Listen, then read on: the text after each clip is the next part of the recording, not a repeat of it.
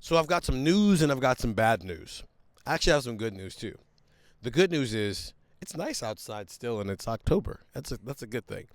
The bad news is Josh Simmons is done for the season. Unfortunately, Ohio State, San Diego State transfer, who started out slow last year, but started to gradually get better and better, and I think has been their best offensive lineman in 2024. Knee injury, out for the season. The news is that Zen Maholski is going to be Ohio State's starting left tackle, at least in the foreseeable future. I'm Steven Means, that's Andrew Gillis, and that's Stefan Krajisnik.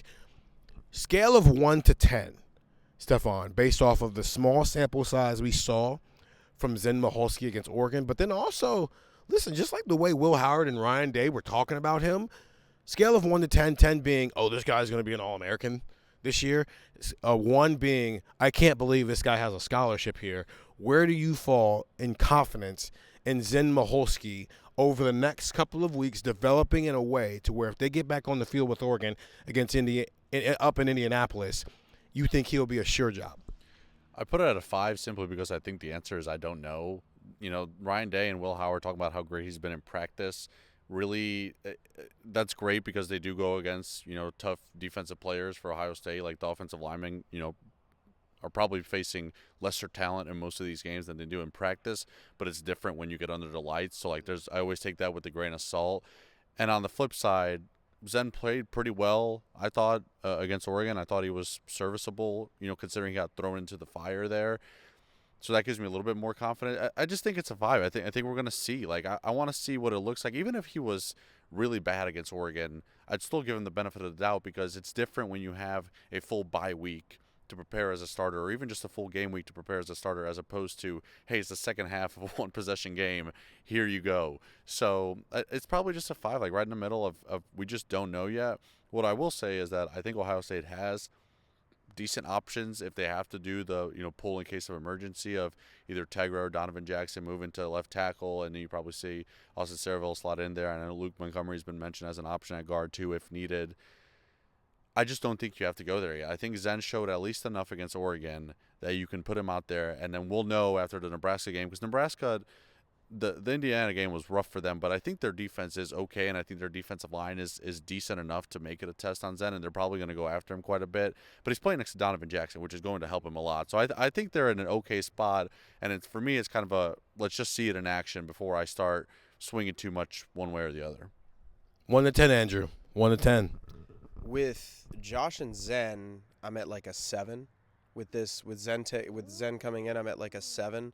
I think that has something to do with Zen Maholski not having a lot of experience. I think it also has something to do with the fact that I think Josh Simmons is really good at football. 7 is a high confidence scale, by the way. 7 is a high confidence. Oh, yeah. So then I would be a 3. You see who wasn't listening when I was explaining things?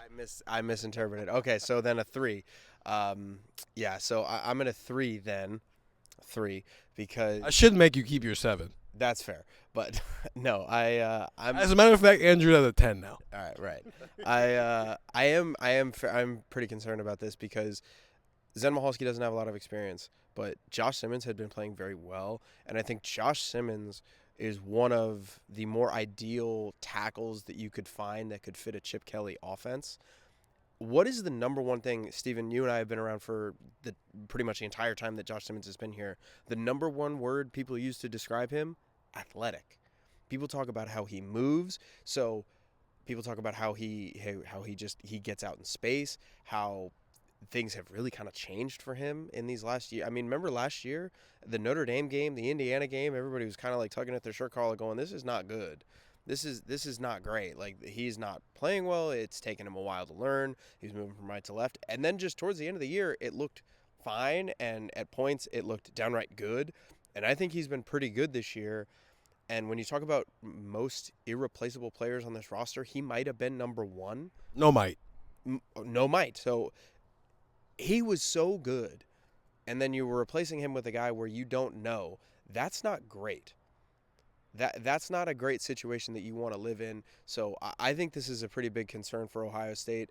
I think with those two, I'm at a 3. That notch probably twitches a little bit worse when you look at the whole situation, because I've said this on the pod. Go get the podcast, but I've said this on the pod before. You are now one play away from being in some trouble. or maybe one game away with, hey, Mahalski doesn't play well against Nebraska, or Mahalski doesn't play well against Penn State, and that good defensive line, that's a problem. And then you're moving guys from, like we were saying, from right guard to left tackle, from left guard to left tackle, and you're moving an offensive line around that had played really well so far this season. Now you're moving guys all over the place, and it's November, and you're trying to figure out new chemistry where, hey, we have a new left guard playing next to a new left tackle, and we have a new right guard playing next to a new center and a right tackle because we've had to move some things around because a guy got hurt and then a guy didn't play well. It can lead to a lot of other issues, and it's not crazy or fatalistic to see how this could spiral a little bit if something relatively normal happens in a college football season where a guy gets hurt or a guy doesn't play that well. So I'm not feeling great about this offensive line situation right now without Josh Simmons. And I think when you look at the whole offensive line holistically, you probably feel even a little bit worse than you do about that left tackle situation. I'm not that worried about that, and it's a valid point to have. But also, this entire offensive line was sick in fall camp, and so they were moving guys all over the place anyway. So I am assuming that most of these guys have played by each other. I am assuming that there are points where someone who is now on your right side was on your left side. Someone who was on your left is now on your right. I was playing left tackle today, but now I'm playing right tackle. This period, I'm with the guards. This period, I'm a center randomly in this situation. So I'm not as worried about that because an unfortunate situation gave Justin Fry a chance to experiment with some things. I'm at a 5.5. I don't think you can be much higher than that because it is valid. Zen Maholski's been here for 4 years and he's played less than 200 snaps in his career. So you can't just go, oh, he played okay in a tough spot against Oregon. Well, they're going to be okay, right? He's just going to be awesome. Like you have to there's levels to this. And the good thing is they have a couple of weeks to figure some things out. I think the reason why I'm at a 5.5, but I might start trending upward is, Stefan, to your point, they had 2 weeks plus 2 quarters, right? So it's not like Zen Maholski is going to get out there against Nebraska and he's never playing a meaningful snap. Unfortunately, but fortunately, he got to play meaningful snaps in the biggest game they've played all year. So he's not new to the bright lights anymore. Plus, you had 2 weeks. I think 2 things are happening right now. I think, in part, what Ryan Day and what Will Howard both said about Zen Maholski on Tuesday, I think Will Howard said he played a hell of a game. Ryan Day saying all these good things. That's about talking to that kid through the media and making sure that he understands that everybody here believes in you, Zen Maholski. No one's worried about it. Doesn't mean they're not worried about it. It's just you can't do that. You have to instill confidence in a kid who is now playing probably the most important position on your offense. If we're being real here, left tackles go top 10 in the NFL draft all the time because they're that important. There's a reason they get paid the way they do. But also, I am just leaving open the idea of maybe it's clicked. This is year 4 for Zen. And what we've seen so far is I think Justin Fry has been cashing some checks he wrote in fall camp of I got guys who are ready to play. And I think the Oregon game was a good step in that direction of seeing that, whether you're talking about what Austin Saravelt has been doing for 6 weeks, but now with Zen Maholski, but also, okay, from a development standpoint, this is a recruiting conversation we're having right now. The fact that they are in a position that, one, they had to go get Josh Simmons out the transfer portal in the first place, but also now they're in a position where, once again, he's hurt and you're relying on a guy who's in his 4th year, was a lower-rated recruit, and you're not sure. This is a recruiting conversation. But I think from a development standpoint, Justin Fry is starting to prove himself a little bit here.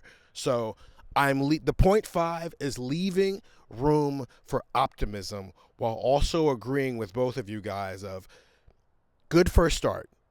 Let's see it continue to build here. We'll continue to have this conversation on Buckeye Talk wherever you find podcasts. Go listen to that and get the text 614-350-3315. Andrew, Stefan, Steven, Zen Maholski's Ohio State starting left tackle. We'll see you guys on Saturday.